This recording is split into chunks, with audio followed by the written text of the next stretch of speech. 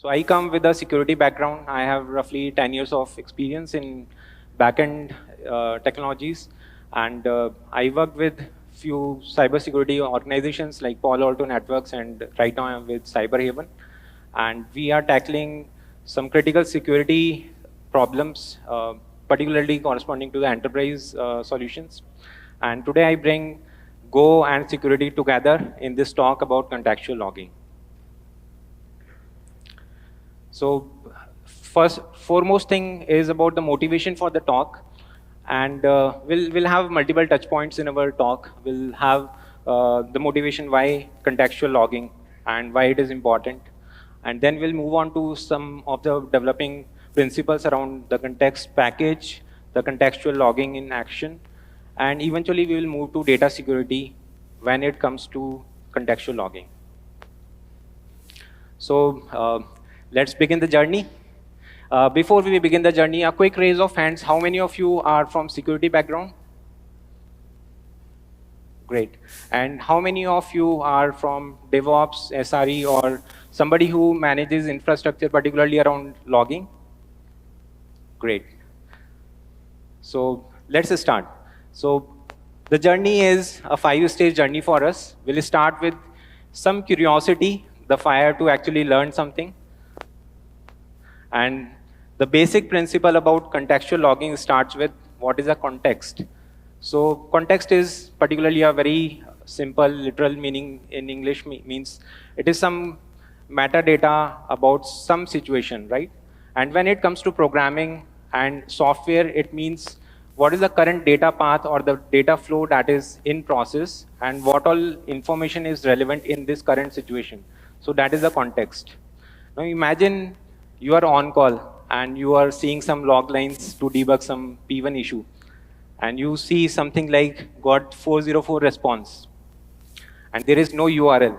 What you will do?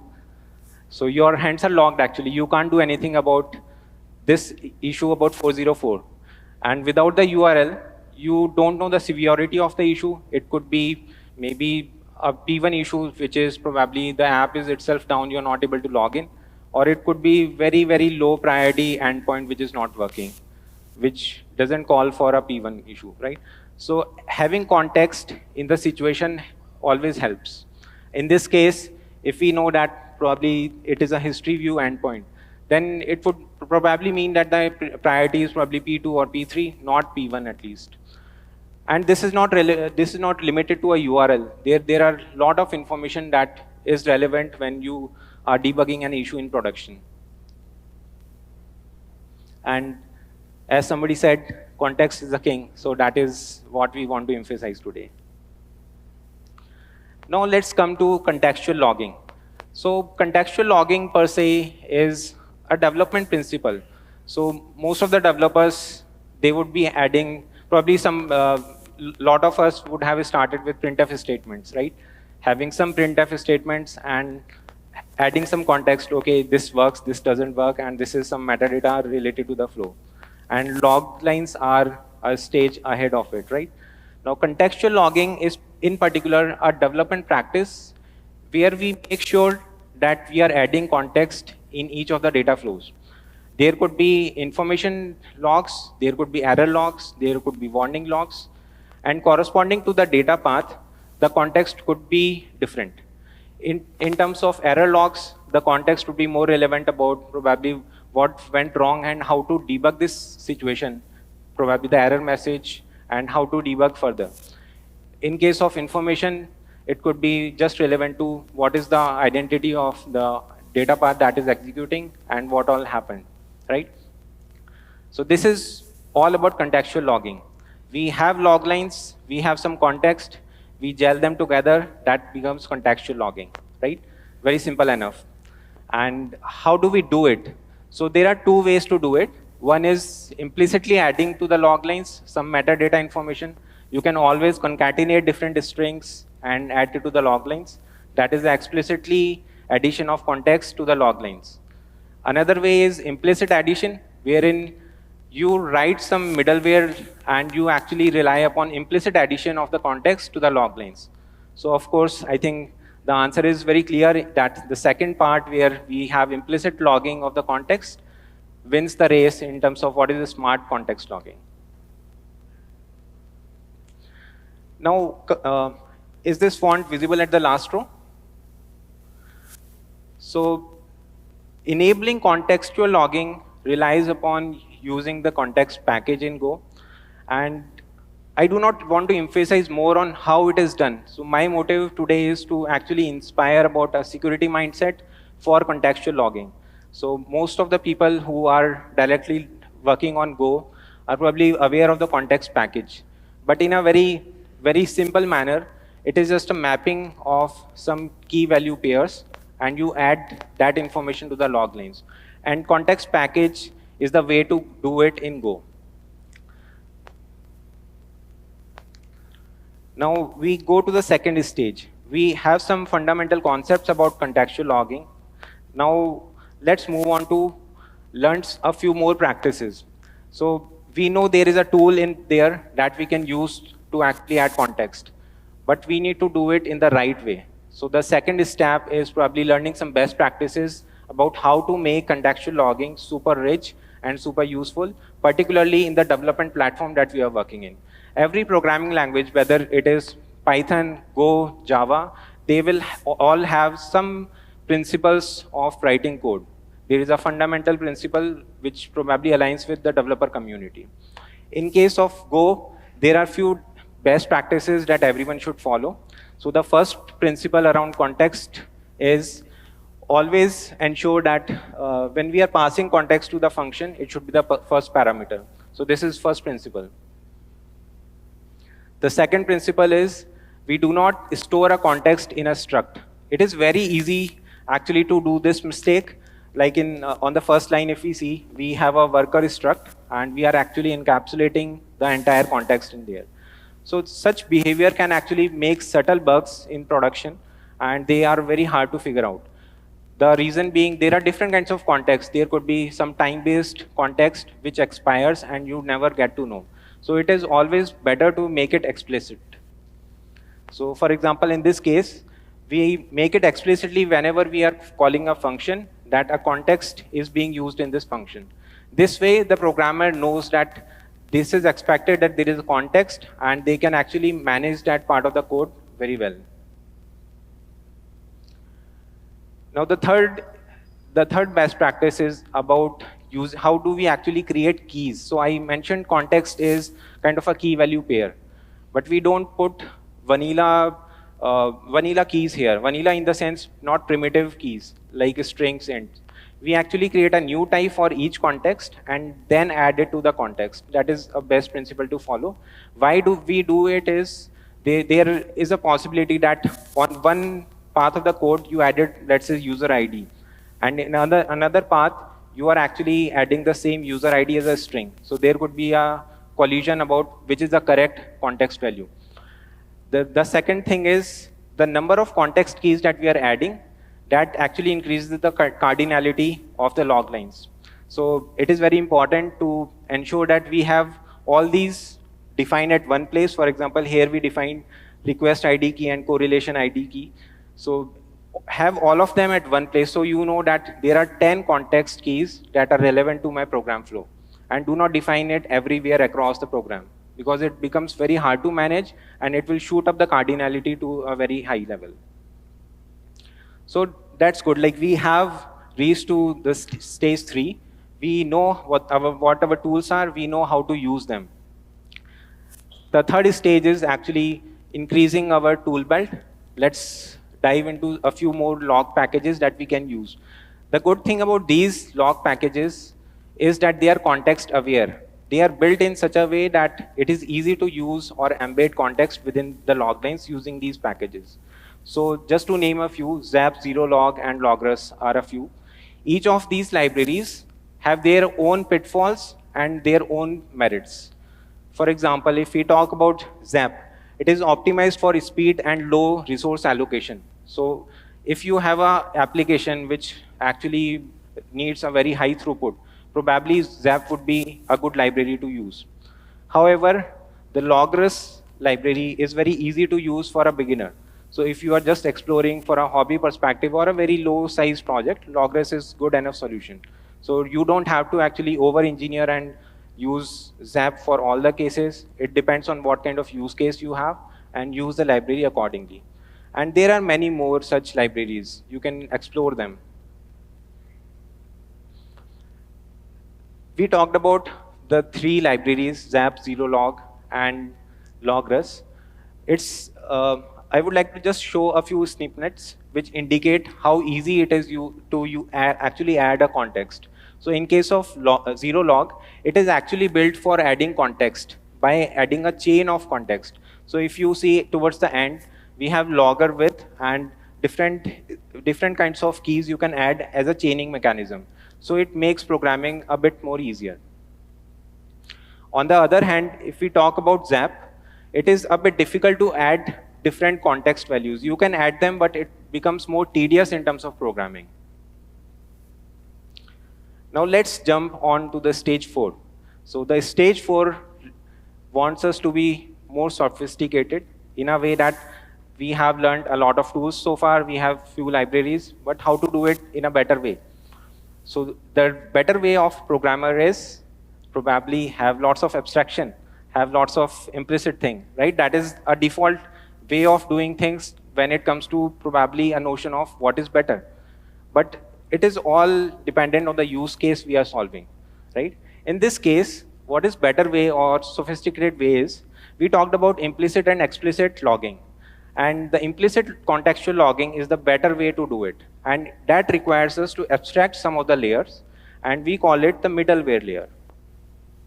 So in case of adding contextual logging using implicit fashion, we introduce a middleware that intercepts all your log lines and implicitly add the context in place. Whatever context is available, you can write custom code to actually scan through all the context values and add them one by one. You don't even need to know what all context values are defined. You just grab from the context and add it to them. We can have some supporting libraries for it within our code, which is probably a utility. We can have correlation IDs and request IDs. And eventually, just for the demo purpose, we have a runner wherein we actually run a HTTP server and requests are being served. So if we see this particular demo, what is happening is we have a simple web application, and for each request that we are shooting up, there is a request ID which is dynamically generated. And the good thing about contextual logging is this request ID will be propagated throughout the entire flow of the request. And that is why debugging such flows becomes very easy. So most of us would have used a central monitoring tool and a central logging framework. Therein, you can actually search using some of the attributes. So that is where you can probably have a request ID, user ID, and so on. So far, so good. We have actually covered 4 stages of what I call the evolution of contextual logging. So this is just a mental model of how you want to actually perceive contextual logging. This is just a start. Now, so far we have learned a lot of things, how to enable contextual logging. And the last phase is actually how to defend it. Having a lot of context in the log lines actually calls for security risk. So we have customer ID, customer name, all these are personal information that we might end up logging. You might just want to check that, okay, whether my API key is working or not, and you just log it in the log lines, right? It is actually happening in a lot of production systems per se, right? So that is why the last stage is very, very important. You do enable the contextual logging, but you need to be very responsible how to defend it. To defend it, there are 2 ways. One is proactive mechanism to defend, and second is reactive. So the proactive thing is how not to actually log any sensitive information, and the reactive is, okay, you did a mistake, now what? What to do now, right? So these are the 2 approaches we will talk about. So proactively, firstly, it needs a security mindset. You need a security awareness that, okay, I don't need to log API keys, passwords, what kind of information is personal, what kind of information is healthcare related, right? a combination of different information can actually identify a unique person. So probably a zip code and a first name. Probably you don't know that this is actually a single person, but a combination of different keys could actually become a candidate key for a person. So that becomes a personal identity. So for proactively defending the security thing, we can actually do a lot of code review best practice in terms of checking all the log lines as part of the PR. Second is whenever we are actually adding context in terms of sensitive information, we can mask or anonymize that data. Third is there are many static analysis tools that we can enable as part of the CI/CD pipeline, and that will actually just create an internal incident for you, and you need to fix it in the log lines. And the last one is you need to enable encryption for the log lines whenever possible and doable. Now let's take a very simple example of proactive approach. One of the things I mentioned was masking and anonymization. So let's take a very simple example of PAN number in India. So PAN number uniquely identify each individual, and if you are logging PAN number, you are actually logging something very personal to an individual. So that we should not be doing. So how to enable proactively, how to actually manage this proactively is, we actually have a custom logger that anonymizes PAN numbers. A lot of sensitive data is actually a combination of patterns. PAN number has a fixed pattern, Aadhaar number has a fixed pattern, credit card numbers have a lot of fixed patterns. All of these can be actually identified using regular expressions. And there are some complex patterns that cannot be identified by regular expression, and we will talk about that as well. In this example, we write a regular expression for PAN. We use a middleware layer that identifies whether the log lines contain some PAN number, and we automatically mask them before sending to the, before flushing the line. So for example, in this case, in the main method, we are actually logging a PAN number, but the output would look like something which is a mask number. So if such information goes to a central logging system, there is still no harm. But there is still a limit to it. Like I said, not all patterns are regular expressions. And to enable identification of complex data patterns, it requires a lot of more effort. It requires complex ML models, and that calls for more latency. So there is a trade-off between what all to do proactively and what not to do. There is a certain limit because having all these middleware layers will increase latency. And as we know, we cannot accept latency in log lines because you are probably debugging a live issue and log lines are not coming, right? They are taking a lot of time. That is not an acceptable situation. So the second approach is the reactive approach. This approach we should use when proactive approach is not possible. It could be one or the other reason. It could be complex data patterns, or it could be that you need more common accountability or a common framework for it. So how to do reactively? We have already logged something and we want to prevent that in the future, or we want to redact that line. Now, one thing about log lines is they are immutable in general sense. A lot of log lines, particularly in Elasticsearch, it depends on what all things you can mutate and what you cannot mutate. So redaction is not always possible. But what is possible is you can identify there is a threat in terms of log lines, and you identify them in a lower environment and proactively fix it using code reviews and code audits, and then in production such issues doesn't happen. Now why this approach works? Because all the log lines, they are actually just code lines. Whatever we are emitting in a non-production environment, the same patterns will follow in production environments. So in a lot of cases, you can actually reactively operate in a QA environment or a lower environment and still get a proactive approach in a production environment. A more complex solution is integrating a DLP solution. DLP stands for data leak prevention. So a lot of security vendors, including Palo Alto Networks and CyberHaven, they all have DLP solutions. They can identify different kinds of sensitive information very easily. But there is a complexity to it. It's a lot of services, lot of integrations to happen. So we'll quickly see a flow diagram that can enable reactive solution. So this is a flow diagram for how to enable reactive approach. On the right hand side, you see a DLP solution, which is responsible for, like the log connect and the DLP module, they are responsible for identifying log lines and creating alerts whenever there is a sensitive information.